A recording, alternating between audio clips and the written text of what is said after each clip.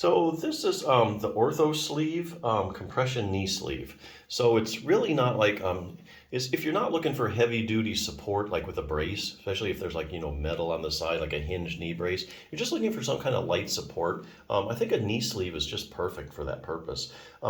So it's basically people are going to use this if they have like knee pain or some kind of specific problem with their knee. And the idea here is that you put on the sleeve, it supports the joint. And the surrounding soft tissues that may or may not be irritated, restricts your knee motion a little bit. So that way your knee has a chance to kind of rest, recover, and it doesn't get as stressed out as you're doing things. So a few points about this particular brace. It does have little silicone grippers on the inside. So a common problem with these knee sleeves is that they fall down as you get doing things, especially if you're going to use them to play sports. But they solve this problem by the inside here are these little silicone grippers inside. So anyway, you pull it up and the silicone kind of keeps everything in place.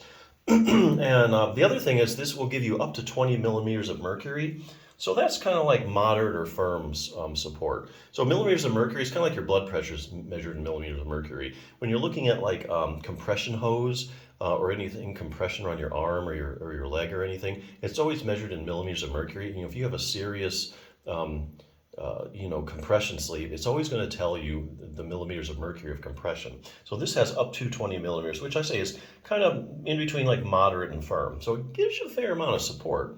Last thing I'd like to point out is this is hand wash only, so keep that in mind, which may bother some people because they don't want to bother hand washing these things, especially if some like hand arthritis or something or a hand issue. So you can't just take it and throw it in your washer and be done with it. So just keep that in mind. So other things you can do for your knee, as an example, getting this stuff from Bulletproof Your Knee. If you have a knee problem, you need to make sure that you're strengthening your quadriceps muscle. The quadriceps muscle is a big muscle on the top of your leg, and it's the main stabilizer of your knee joint. And they're finding probably just about any problem you can name with your knee. There's research showing that you also have a problem with your quadriceps muscle, meaning that it's either weaker than it should be, or maybe it's smaller than normal. If they look at like cross-sectional area of it on a CT scan. So as an example, knee swelling. This is kind of interesting here. Even if you have little as 20 milliliters of fluid in your knee, swelling just over a tablespoon, it's enough to decrease the strength of your quadriceps muscle. So swelling then, takes its toll on the quads. Knee injuries, you had any kind of knee injury, fractured tibia, that kind of stuff.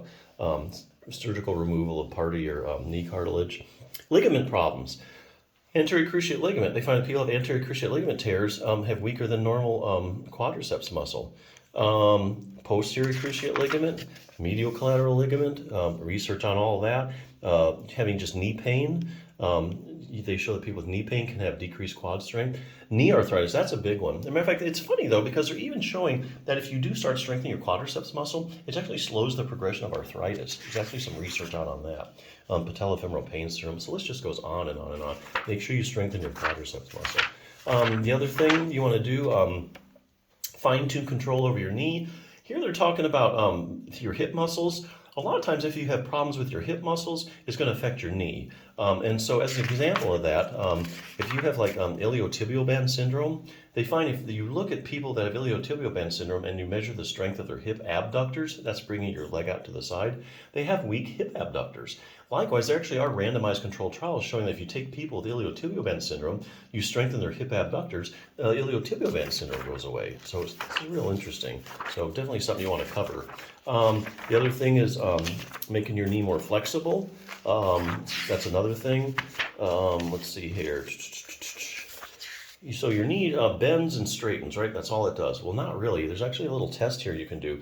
About the last 15 degrees of you straightening your knee, it actually rotates laterally, so it rotates out to the side. So that's an accessory motion of your knee that you have to have it fully functional. And then lastly, I think there's one other thing you could consider doing. Knee joint stability.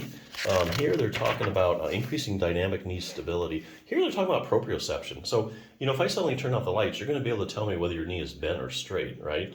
That's because you have these proprioceptors, these little joint receptors, and these receptors in the muscle that constantly give your brain feedback as to where your knee is and the position of it. So they're finding now that people that have knee problems have decreased proprioception. There's actually some stuff you can do to actually get that back. But anyway, hey, nothing's as quick as putting on like a brace or a sleeve. Something like this kind of gives that instant support and makes you feel better. So anyway, good little sleeve. Check it out.